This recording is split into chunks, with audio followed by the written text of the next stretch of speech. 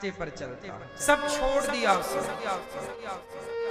एक ये लड़का है जो भजन कर रहा है, सब छोड़ दिया। पर एक लड़का और है, जो लड़का पैसा कमाता है, पैसा कमा करके और वो किसी भूखे को भोजन कराता है, किसी संत की मदद करता है, किसी बेटी का विवाह करता है, और वो भी सत्य के रास्ते पर चलता है, वो भी कीर्तन करता है, वो भी समय समय पर धाम आता है, संतों का संग करता है, सब में ईश्वर का दर्शन करता है, और भजन भी करता है, कीर्तन भी करता है, चिंतन भी करता है, अपने माँ बाप की सेवा भी करता है, कुत्ते को रोटी भी खिलाता है, गाय को रोटी भी खिलाता है, अपनी पत्नी का सम्मान भी करता है, अपने बच्चों को पढ़ा लिखा के योग्य भी बनाता है, और सबकी मदद करता है। किसी से वो घृणा नहीं करता, ईर्ष्या नहीं करता, द्वेष नहीं करता,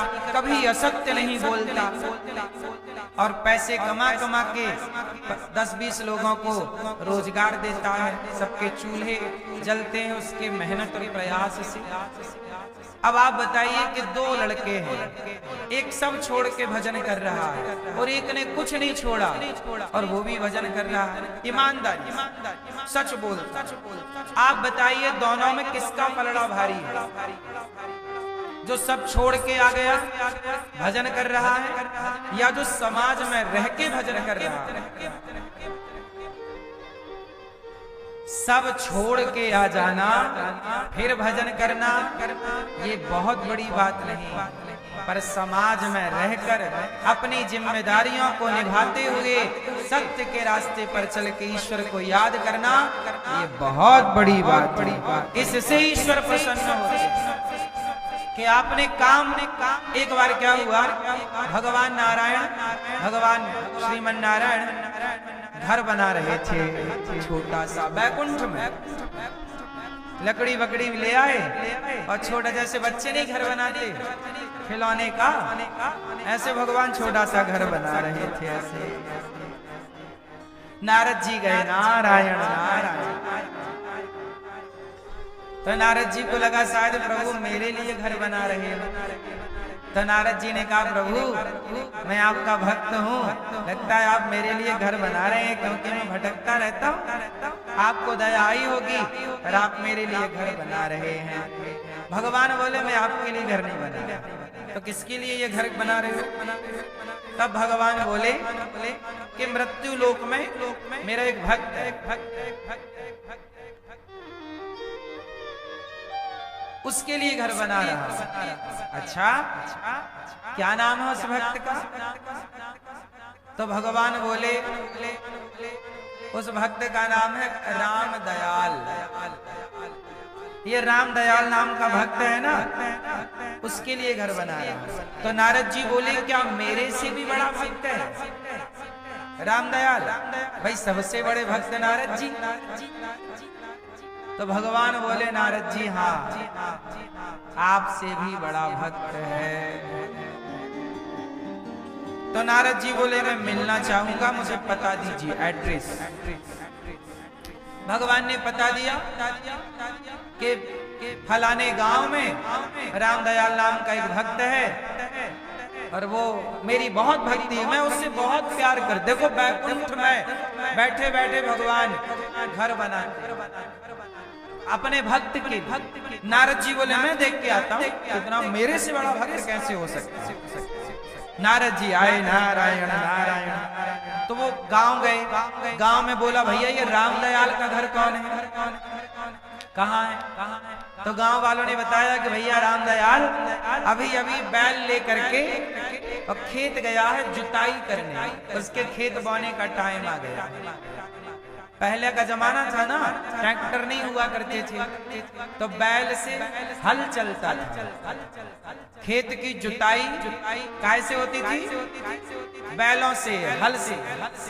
तो अभी अभी हल लेके खेत गया है। अब नारद जी ने कहा उसके खेत का पता दो। तो भैया वो देखो वो वहां से चले जाना नारद जी बोले आप हमारे संग चलो भैया खेत तक।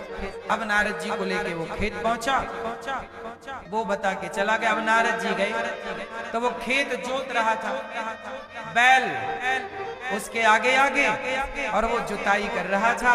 और जुताई करता जाए और थोड़ी देर बाद बोले हे श्रीमन नारायण मैं आपको कभी भूलूं नहीं। फिर जुताई करने लग जाए, जुताई करता जाए, बैलों को अर्र लगाता जाए। अर्र अर्र अर्र जानते हो क्यों? अर्र जानते हैं? बैल चलते डंडा होता था, उसमें लोहे की कील जरा सी किसान अग्रभाग में लगा लेता था और वही बैल के पीछे छेदता था हल्का सा, इससे बैल चलता था। उसे कहते थे अर्र अर्र। तो वो किसान था, वो किसान बैल को वो डंडा से हल्का सा उसे पुश करता और बैल आगे चलता। और वो हर थोड़ी देर में हे श्रीमन नारायण मैं आपको कभी भूलूं नहीं, और जुताई करता। थोड़ी देर बाद अच्छा नारद जी बैठे बैठे देख रहे हैं कि देखो तो कितना बड़ा भक्त है कि भगवान इसके लिए घर बना रहे। अब नारद जी बैठ गए पेड़ की नीम की छांव में। अब थोड़ी देर बाद क्या हुआ, राम दयाल की पत्नी आई गुलरियां लेके। गुलरियां जानते हो भैया? गांव की भाषा में किसान लोग जब खेत में काम करते थे ना पहले, तो किसानों की पत्नियां अपने पतियों के लिए भोजन लेके या नाश्ता लेके खेत में ही जाया करती थी। तो उसकी रामदयाल की पत्नी आ गई, और पत्नी आई गुलरियां लेके, आटा में थोड़ा सा नमक डाल के, और नमक डाल के थोड़ा सा जीरा डाल के, और उसे ना तेल में बनाते हैं, उसे गुलरियां कहते हैं। एक प्रकार की ये डिश है। तो गुलरियां लेके आई पत्नी और कहा जी सुनते हो गुलरियां लाई हूं, थोड़ा खा लीजिए। एक गुड़ का गुलगुला होता, गुड़बरी कहते हैं उसे, गुड़बरी। गुड़बरी होती है मीठी और गुलरिया होती है नमकीन। खाए हो कभी आप लोग के नाम पहली बार सुन रहे हो? गुड़बरी खाए हो? गुड़ के गुलगुले नहीं खाए तो भी कुछ नहीं खाए। क्या खाए? पिज्जा बर्गर के सिवा कुछ नहीं था। अब पत्नी आई, नमकीन गुलरियां। अजी सुनते हो? हाँ भाग्यवान, जरा बैलों को ढील दो। ढील दो मतलब खोल दो, बैलों को ढील दो, बैल भी चर ले। तो थोड़ा आओ, धूप चढ़ गई है, थोड़ा आप भी आओ, थोड़ा नाश्ता कर। पत्नी देखो, पहले का यही सुख था, पति काम करता, पत्नी आती, उसको खिलाती पिलाती, और दोनों अब वो किसान रामदयाल बैलों को ढील दिया, हल पड़ा और आए दोनों छांव में एक पेड़ के नीचे बैठे। दोनों हंस रहे हैं, मुस्कुरा रहे हैं, और वो अपनी पत्नी के कंधे पे हाथ डाले रामदयाल बैठा है, पत्नी को टुकुर टुकुर देख रहा है, ठिठोली कर रहा है। पति पत्नी है, प्यार कर रहे हैं। नारद जी देख रहे हैं। अब नारद जी के तो कोई है नहीं पत्नी। अब वो खिला रही अपने हाथ से गुलरियां, और रामदयाल खा रहे हैं गुलरियां। नारद जी को लगा हे भगवान, ये तो अपनी पत्नी के प्यार में पागल है,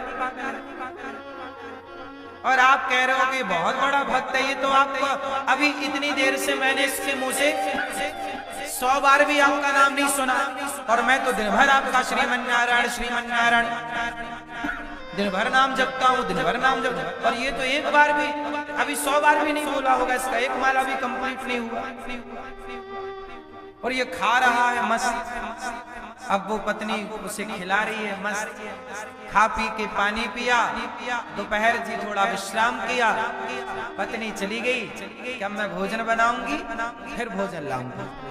पत्नी चली गई नाश्ता करा के। अच्छा, आप में से कोई है ऐसे पुराने जमाने की जो पति को खेत में नाश्ता लेके जाती? मैया आप लोग कभी गई हो ऐसे?